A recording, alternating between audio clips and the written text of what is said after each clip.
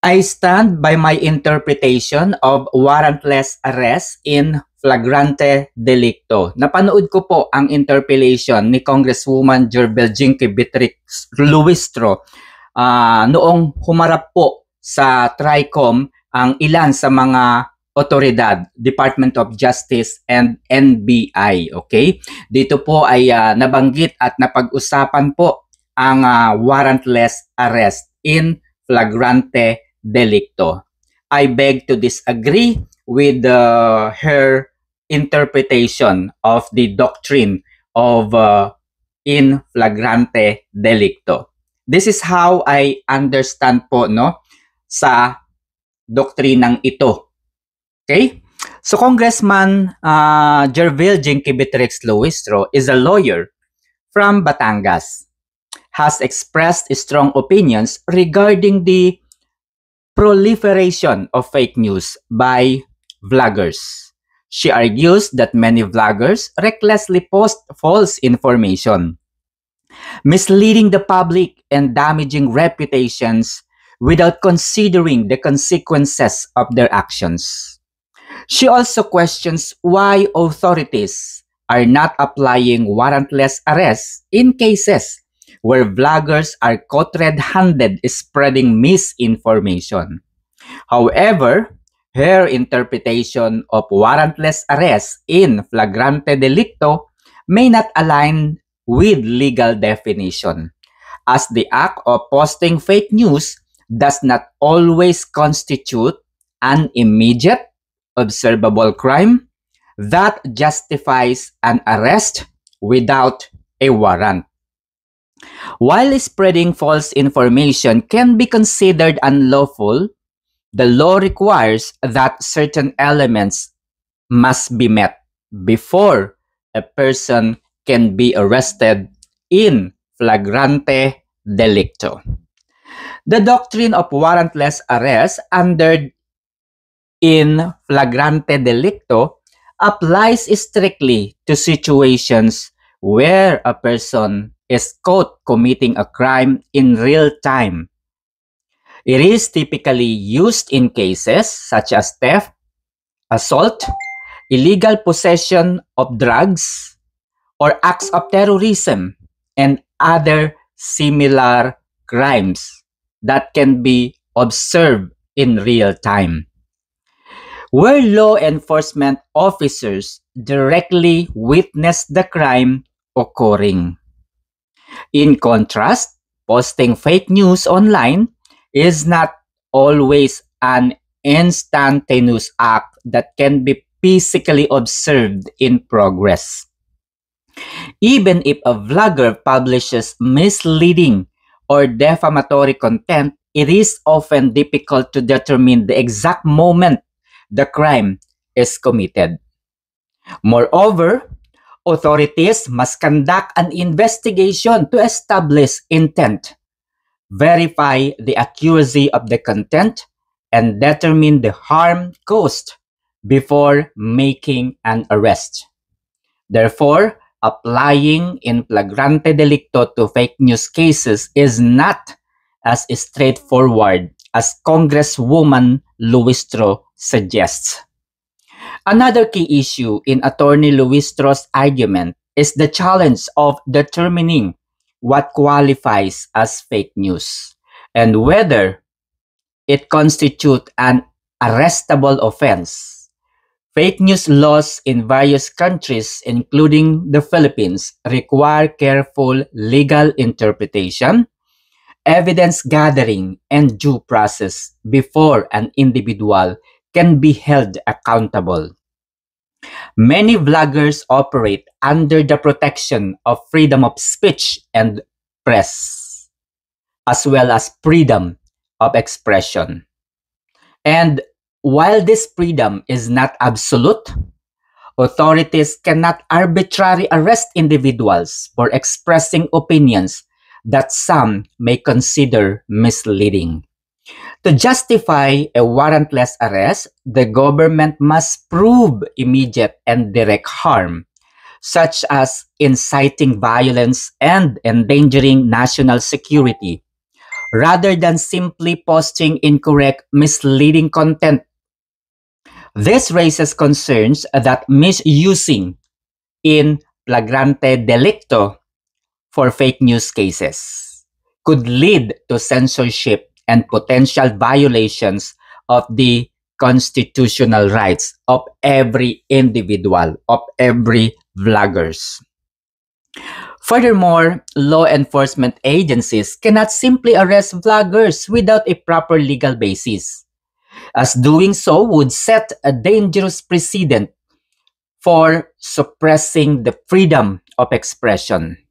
If authorities were to act on Luistra's interpretation, it could result in abuse of power, where individuals critical of the government or certain public figures could be targeted under the guise of combating fake news. In many cases, addressing misinformation requires fact-checking, legal complaints, or court proceedings rather than immediate arrest. Instead of calling for warrantless arrest, a more effective approach would be to strengthen cyber laws, promote digital literacy, and enforce strict but fair penalties against proven cases of malicious disinformation. In conclusion, Congresswoman Gerbil Jinky Beatrix Luistra's interpretation of warrantless arrest in flagrante delicto appears legally flawed when applied to vloggers posting fake news. While misinformation is a serious issue that requires urgent attention, the immediate application of warrantless arrest is not legally sound or practical solution. A more balanced approach would involve due process, legal reforms, and public awareness, rather than misapplying criminal procedures that are meant for direct and observable crimes.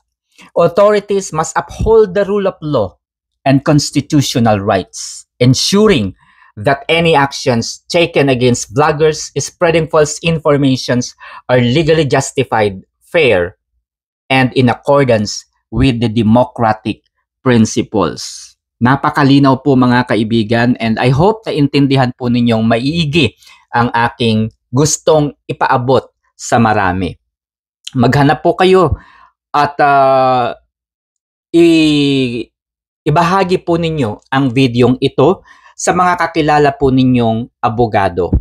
Maaaring mali po ang aking interpretasyon sa naging talakayan po sa TRICOM.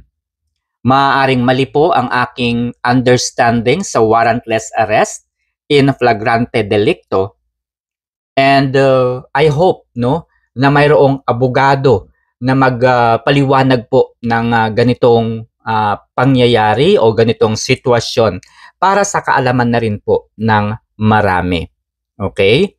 So, kompleto po ang ating batas pagdating po sa social media platforms or pagdating sa online space or online world.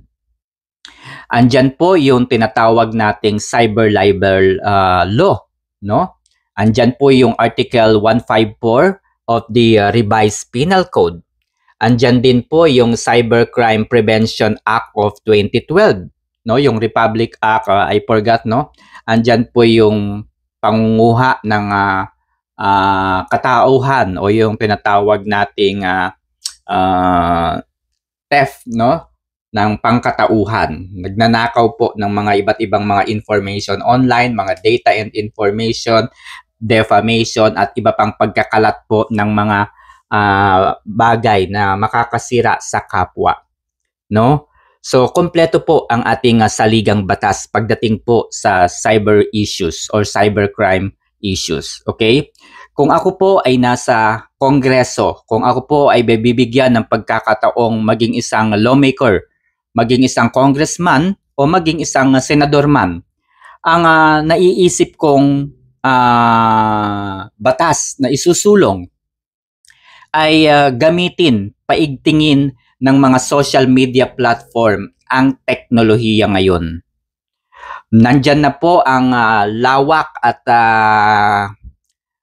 kumbaga lawak at nararating po no ng artificial intelligence and machine learning algorithms na kung saan sa pamamagitan po ng pag-utilize ng mga tools and algorithms na ito, maaaring makombat, maaaring malaman, maaaring matigil ang pagpapakalat ng fake news.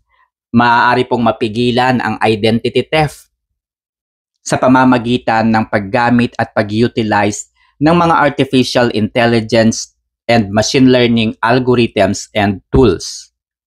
Fake photos or images can now be traced using AI.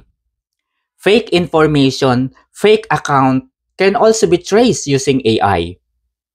So, kung ako po ay mabibigyan ng pagkakataong makausap ang ilan sa mga kongresistang ito, iyan po ang aking hihilingin.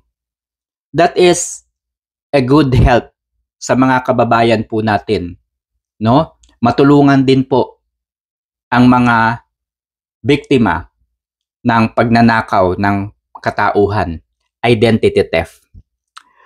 Maiiwasan din po natin ang iba pang krimeng may kaugnayan po, no? Marami po kasing nagpo-post ng halimbawa, may utang ang isang tao tapos hindi po nakakabayad. Yung pinagkautangan sa sobrang galit po niya, ipinost na yung pagkatao niya. Pagkatao ng utang sa kanya. And therefore nasira ang reputasyon. Kailangan din po natin paigtingin no ang batas natin kaugnay po sa proteksyon ng mga individual. Halimbawa po, ikaw ay nagkaroon ng utang sa isang bangko. Hindi mo ito nabayaran dahil hindi mo kayang bayaran. Dahil una, nawalan ka ng trabaho, nawalan ka ng oportunidad na maghanap po ng pambayad doon sa iyong inutang sa bangko. Ang mangyayari nito, yung utang mo sa bangko ay i-endorse po nila sa collection agency. And then, the collection agency, tatawagan ka po nila mayat maya. Sesendan ka nila ng mga SMS o kaya ng email, tatakutin ka nila.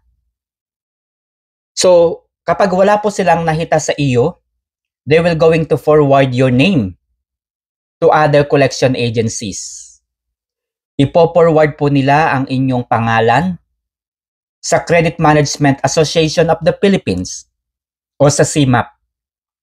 So, ang mangyayari niyan, kung may utang ka sa isang bangko, for example, Metrobank. Kung sa Metrobank ka lang may utang, hindi ka na mabibigyan ng pagkakataong makapangutang sa ibang bangko. Kahit sa mga application, no, sa mga loan application, hindi ka na makakautang pa. Dahil ang iyong pangalan ay naka-record na, nakatatak na. No? Nasira na yung iyong credit rating or credit score.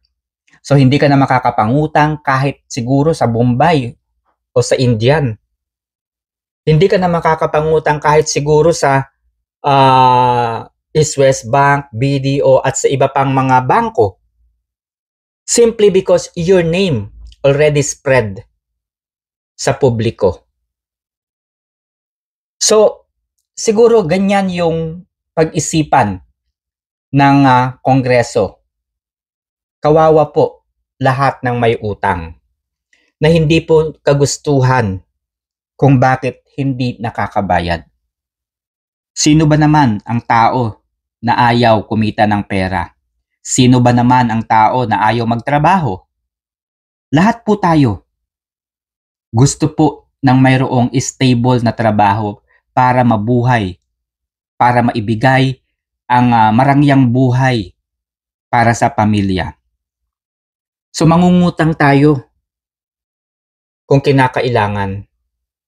Pero ang matindi nito, kung mayroong pagkakataon at hindi natin kayang mabayaran ng utang, lifetime na po nating titiisin na wala nang magtitiwala sa atin ng utang, na magpautang. Kahit mga maliliit po na online application na mga pautangan, hindi ka na po makakautang. Sasabihin nila may record ka na sa bangko. You are blacklisted. 'Di ba? Yan po sana ang maisip ng ating mga lawmakers. Hindi po ang isipin kung paano nila mapapatumba, kung paano nila masisira ang kanilang kalaban sa politika. Yan po ang nakikita nating dahilan kung bakit wala po silang tigil sa pag-iimbita sa mga resource person na kumakampi sa kani-kanilang mga kalaban sa politika. Kagaya na lamang po ng nagaganap ngayon sa TRICOM. It is obviously,